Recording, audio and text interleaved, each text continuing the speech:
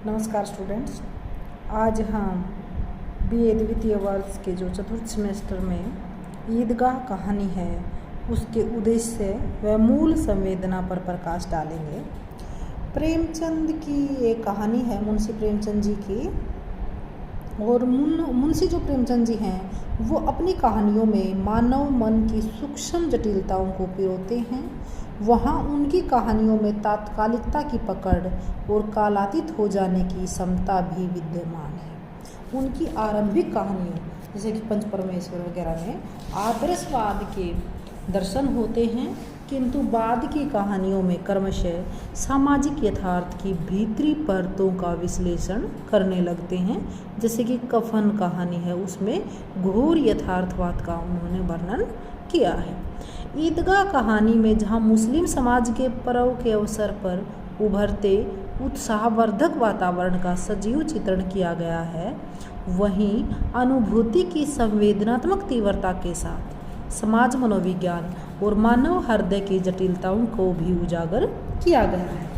ईदगाह जो कहानी है उसका प्रमुख लक्ष्य ईद के पावन त्यौहार के आने पर ग्रामीण एवं नगर के मुस्लिम समाज में उत्पन्न जो उत्साहपूर्ण वातावरण है उसका उल्लेख किया गया है। ईद का पर्व 30 दिन के रमजान के दिनों के बाद आता है, जब लोग 30 दिन के रोजे रखते हैं। फिर ईद के पर्व को वो सम्मानपूर्वक और बड़े उत्साह के साथ मनाते हैं। ईदगाह पर जाकर नमाज अदा करते हैं और घरों में सेवैयाँ बनाई जाती हैं। बच्चे बड़े बूढ़े सब मेले में जाते हैं और नए खिलौने, मिठाइयाँ व अन्य वस्तुएं खरीद कर लाते हैं। ईदगाह कहानी में भी ईद के पर्व को मनाने की इस संपूर्ण विधि का यथार्थ उल्लेख किया गया है कि गांव में किस तरह से हलचल मची हुई है। सभी मेले में जाने के लिए तैयार हैं। किसी के कुर्ते पर बटन नहीं है तो कोई पड़ोस से सुई धागा मांग कर ला रहा है। किसी के जूते नहीं हैं, उसमें तेल डालने के लिए तेली के घर भागा जा रहा है। तो इस तरह से किसी ने रोज़ा रखा है और वह ईदगाह की जाने की खुशी में लीन है। मुस्लिम समाज में ईद के पर्व को मनाने के लिए यदि घर में सामान नहीं होता तो उसके लिए लोग साहूकार से उधार लेते हैं। तो प्रस्तुत कहानी में इस तथ्य को भी उद्घाटित कहानीकार ने किया है। इन्हें गृहस्थी की चिंताओं से क्या प्रयोजन, सवैयों के लिए दूध और शक्कर घर में है या नहीं, इन्हें नहीं पता। तो इस तरह से कहानीकार कथन रखता है। अतः स्पष्ट है कि कहानीकार ने जहां ईद पर्व के उत्साहमय वातावरण को दर्शाया है, वहीं मुस्लिम समाज की दयनीय आर्थिक दशा का भी जिक्र किया है। ईदगाह कहानी का प्रमुख उद्देश्य 4-5 वर्ष के बालक हामिद है जो कि एक बहुत ही छोटा लड़का है और जो कि अनाथ है, उसके चरित्र का उल्लेख करते हुए बाल मनोविज्ञान की गहराइयों का स्पर्श किया है। हामिद अनाथ तो है लेकिन समझदार, धैर्यशील, विवेकपूर्ण बालक के रूप में चित्रित किया गया है। हामिद के अब्बा जान और अम्मी जान का देहांत हो चुका है। वह अपनी दादी अमीना की गोद में सोता है। उसकी बूढ़ी दादी ने उसे बताया हुआ है उसके अब्बा जान रुपये कमाने के लिए बाहर गए हैं। उसकी अम्मा जान उसके लिए अच्छी अच्छी चीज़ें लाने गई है। हामिद दादी के इस कथन के सहारे ही प्रसन्न रहता है। उसे आशा है कि एक दिन उसके अब्बा जान बहुत सी रुपयों की थैली भर कर लाएंगे और अम्मी जान नियामतें लेकर आएगी, तो वह अपने मन के सारे अरमान पूरा करेगा। बूढ़ी दादी किस तरह से 3 पैसे देकर हामिद को दूसरे बच्चों के साथ ईदगाह पर भेजती है।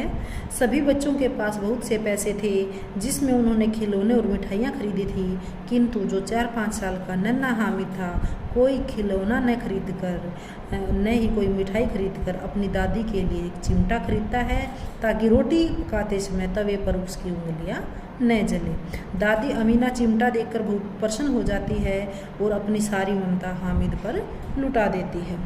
ईदगाह शीर्षक कहानी में ईद के पर्व के वर्णन के माध्यम से नगर के अमीर लोगों के जीवन का उल्लेख करना भी कहानीकार का उद्देश्य रहा है। उनके ठाठ बाट एवं जीवन पर टिप्पणी करते हुए कहानीकार प्रेमचंद जी लिखते हैं कि सड़क के दोनों ओर अमीरों के बगीचे हैं, पक्की 4 दीवारी बनी हुई है, अब बस्ती घनी होने लगी थी। ईदगाह जाने वालों की टोलियां नजर आने लगी, एक एक से भड़कीले वस्त्र पहने हुए, कोई इक्के तांगे पर सवार, कोई मोटर पर, सभी इत्तर में बसे, सभी के दिलों में तो ईद के पर्व के अवसर पर नमाज अदा करने की सुव्यवस्थित विधि और मेले का भी विस्तृत वर्णन करना इस कहानीकार का प्रमुख उद्देश्य रहा है।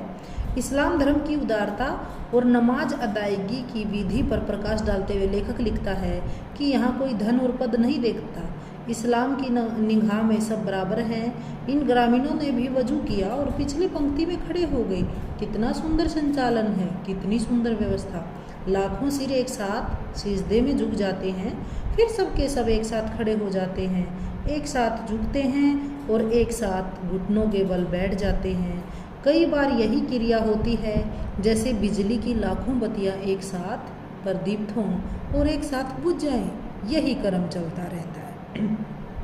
तो लेखक मुस्लिम समाज की नमाज अदा करने की इस क्रिया से भी प्रभावित हुए बिना नहीं रहा। प्रस्तुत कहानी में ईदगाह के आसपास लगे मेले का भी सजीव चित्रण किया गया है और इस मेले में विशेष आकर्षण खिलौने की दुकान और हिंडोला था। 1 पैसे में हिंडोलों पर झूले खा सकते थे। महमूद, मोहसिन, नूरे और सम्मी ने झूले झूलने का आनंद लिया और हामिद केवल दूर खड़ा होकर देखता रहा। इस प्रकार खिलौनों की दुकानों पर सिपाही और गुजरिया, राजा, वकील, भिश्ती, धोबिन और साधु खिलौने थे। सभी बच्चे अपनी अपनी पसंद के खिलौने खरीद रहे थे, लेकिन हामिद ने कोई भी खिलौना अपने लिए नहीं किया और हामिद उन खिलौनों की निंदा भी कर रहा था कि ये मिट्टी के खिलौने हैं, गिरकर टूट जाएंगे। वह कोई खिलौना नहीं खरीदता। खिलौने की दुकानों के बाद मेले से मिठाइयों की दुकानें भी आकर्षण से लग रही थी और लोग तरह तरह की मिठाइयाँ खरीद कर ला रहे थे। ग्रामीण टोली के बच्चों ने भी तरह तरह की मिठाइयाँ खरीद कर खाई। हामिद के साथ अन्य बालकों ने मिठाई देने का नाटक करके उसका मजाक भी किया। उसने कोई मिठाई नहीं खरीदी, किंतु वह दूसरे बालकों को मिठाई खाते हुए ललचाई दृष्टि से वैसे देखता है, लेकिन वह किताबों में लिखी मिठाइयों की बुराइयों को गिनवाकर अपने आप को अच्छा प्रमाणित भी करता है। ईदगाह कहानी में बाल मनोविज्ञान का चित्रण भी एक अन्य प्रमुख लक्ष्य है। नूर, महमूद, मोहसिन, सम्मी आदि सभी बच्चे उम्र में हामिद से 1-2 साल बड़े ही थे, किंतु बाल सुलभ तर्क शक्ति में हामिद इस सब का मुकाबला कर सकता है। अपनी वस्तु को अच्छी बताना बाल मन सुलभ गुण है। साथ ही दूसरों की वस्तुओं को देखने की जिज्ञासा भी बाल मन की अन्य विशेषता है। ईद के मेले में हामिद के अतिरिक्त सब बच्चे खिलौने खरीदते हैं तथा उनकी प्रशंसा भी खूब करते हैं। हामिद कोई खिलौना नहीं खरीदता, किंतु वह सबके खिलौनों को हाथ में लेकर देखना अवश्य चाहता था, किंतु उसके पास दूसरे बच्चों को दिखाने के लिए कोई खिलौना नहीं था, इसलिए वह उनके खिलौनों की बुराई करता है। वह कहता है कि खिलौने तो मिट्टी के हैं, रंग कच्चा है, इनका उतर जाएगा, गिरकर टूट जाएंगे। तो लेकिन बच्चे उसको चिढ़ाते हैं। इस प्रकार ईदगाह शीर्षक कहानी में लेखक का ध्यान यद्यपि बालक हामिद के चरित्र को उभारने पर ही केंद्रित रहा, किंतु कहानी के कथानक का निर्माण इस प्रकार किया गया है कि उसमें ईद पर्व के उत्साहपूर्ण वातावरण, ग्रामीण मुस्लिम समाज की आर्थिक स्थिति, इस्लाम धर्म की उदारता और नमाज अदा करने की सुव्यवस्थित विधि, मेले का सजीव वर्णन, बाल मनों की नोकझोंक, ईर्ष्या, प्रेम, रूठना व मनाना, अंत में संधि कर लेना आदि सब उसका हिस्सा बनकर आए हैं। तो यहाँ पर प्रेमचंद जी ने बाल मनोविज्ञान का भी बहुत ही सुंदर चित्रण किया है। धन्यवाद।